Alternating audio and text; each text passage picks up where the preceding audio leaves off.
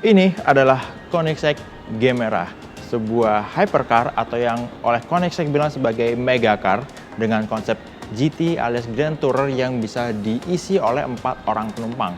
Jadi ini adalah mobil terkencang yang bisa dimuat oleh orang paling banyak yang ada di pabrikan dunia sekarang. Welcome to Carvaganza, and let's talk about cars. Sekarang kita akan bicara soal Koenigsegg yang didatangkan oleh TDA Luxury Toys.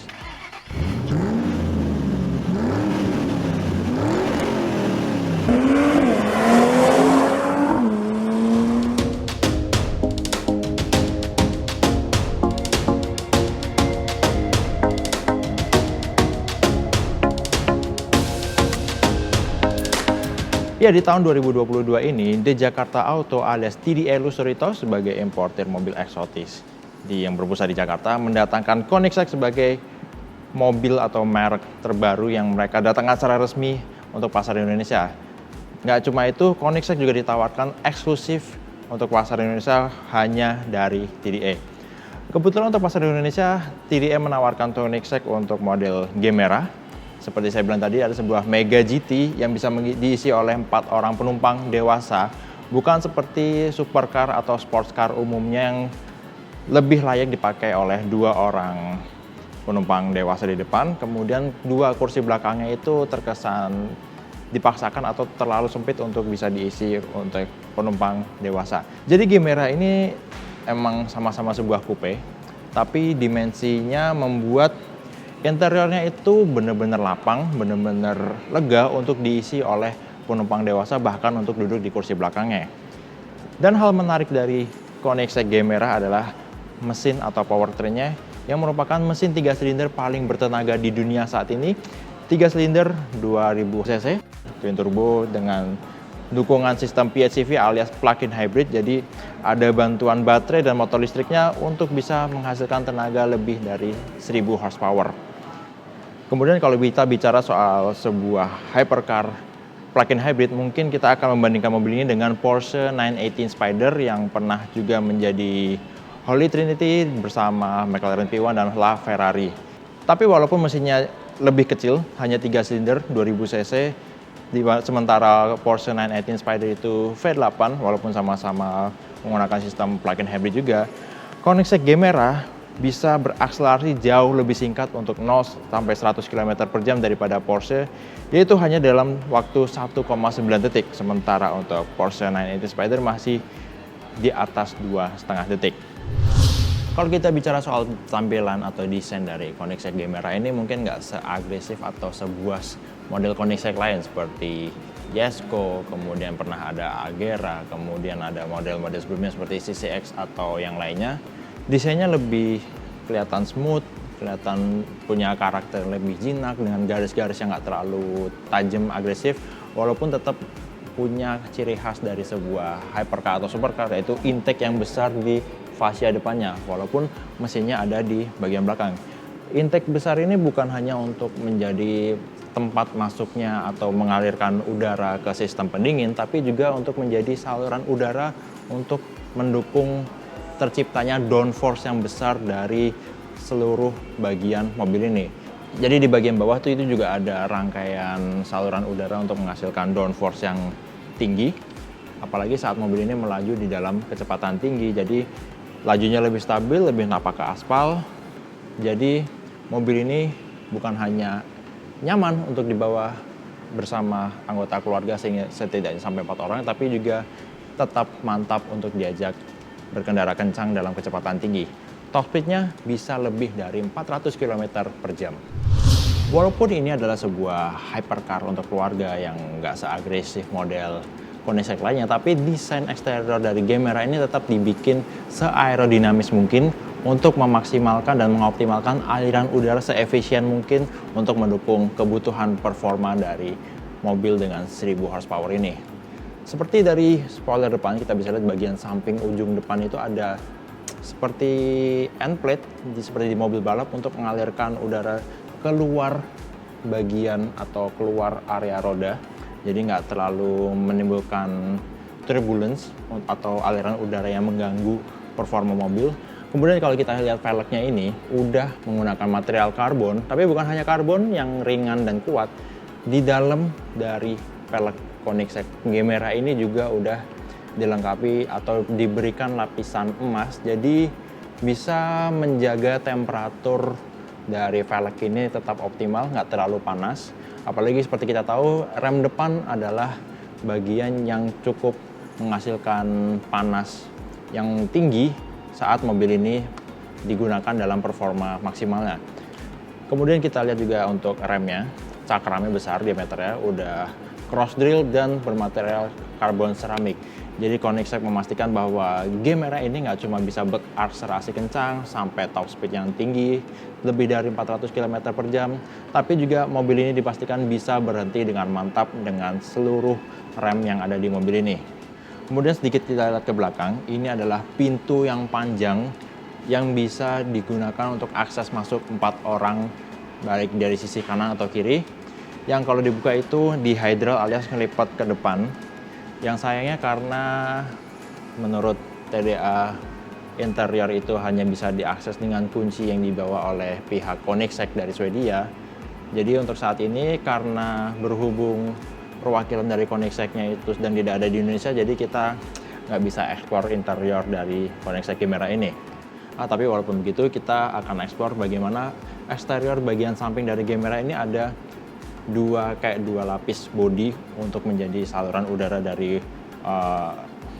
ruang roda. Kemudian ini adalah kamera spion dari Koenigsegg Gemera. Jadi ini kamera di atas emblem Gemera yang membuat visibilitas dari dalam itu lebih bagus juga. Di dalam itu di pilar A masing-masing sebelah kanan kiri ada layar yang memproyeksikan tampilan dari kamera spion ini.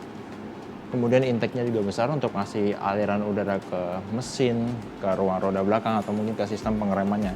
Dan di sini juga ada side skirt yang cukup besar dan cukup agresif bentuknya, walaupun ini adalah sebuah Mega GT yang nggak seagresif model Koenigsegg lainnya.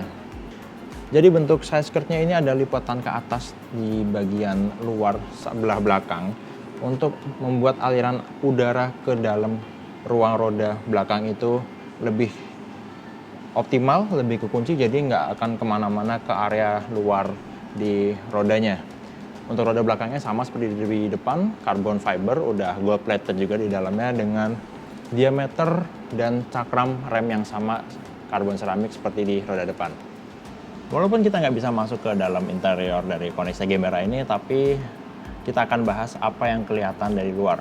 Kebetulan waktu acara peluncuran saya sempat lihat mobil ini memang benar-benar bisa diakses atau dipakai untuk duduk 4 orang penumpang dewasa dengan postur yang benar-benar tinggi.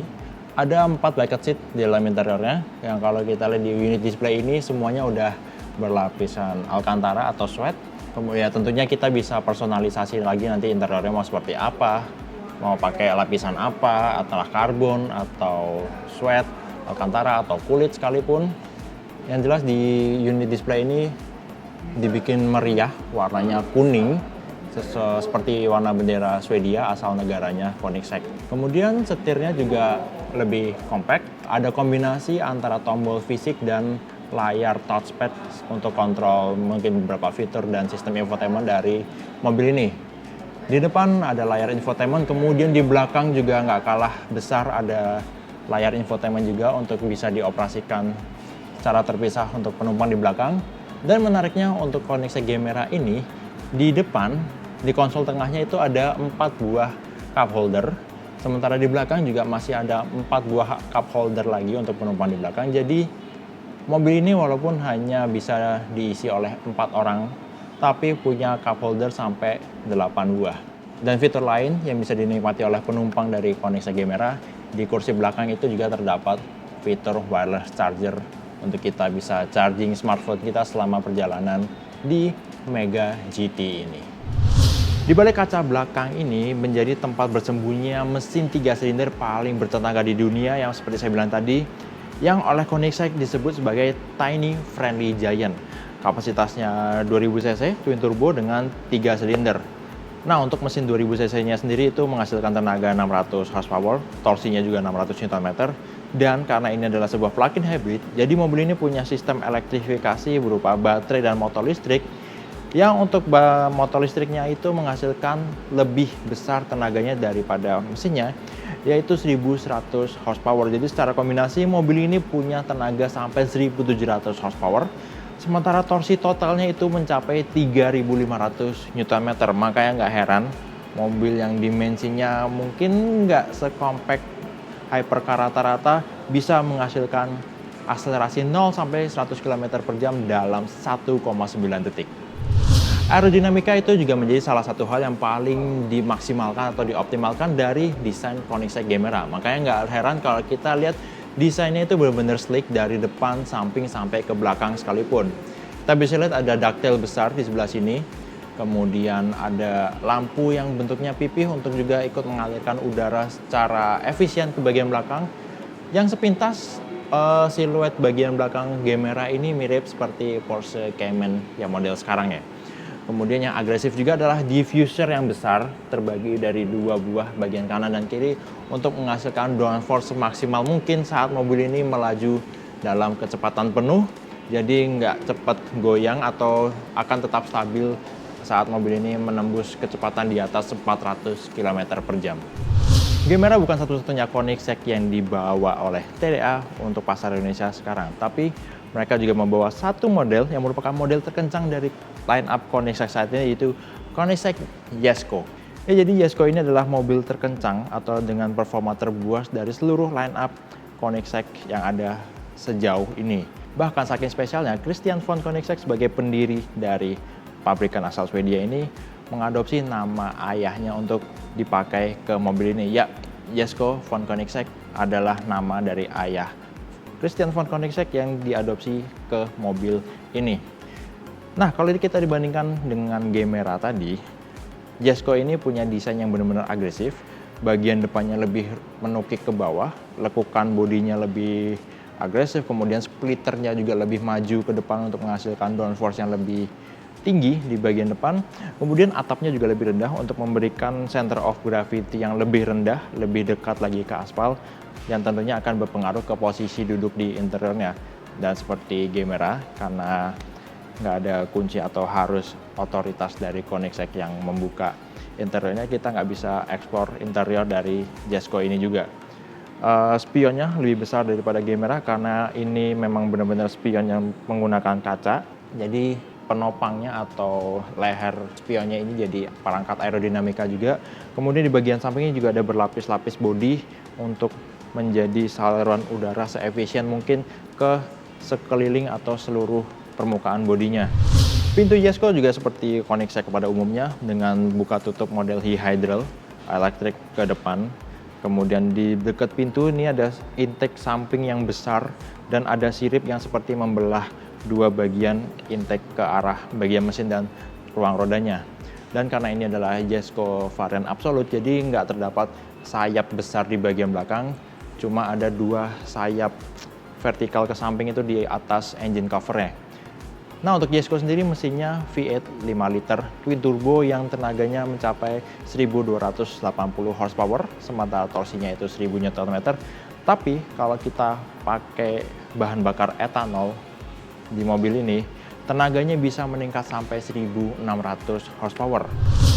Nah, untuk melengkapi drivetrain dari mobil ini, Koenigsegg melengkapi mesinnya dengan transmisi yang sistem atau dasar kerjanya itu mirip dengan transmisi dual clutch, tapi oleh Koenigsegg dikembangkan ulang untuk punya kinerja yang lebih cepat, lebih efisien, yang diberi nama sebagai LST alias Light Speed Transmission. Jadi transmisi dari Jesko ini bisa berpindah gigi lebih jauh tanpa harus ada tahap sekuensial. Jadi misalnya dari gigi 4 langsung ke gigi 7 itu bisa dilakukan tanpa harus lewat gigi 5 atau 6 dulu.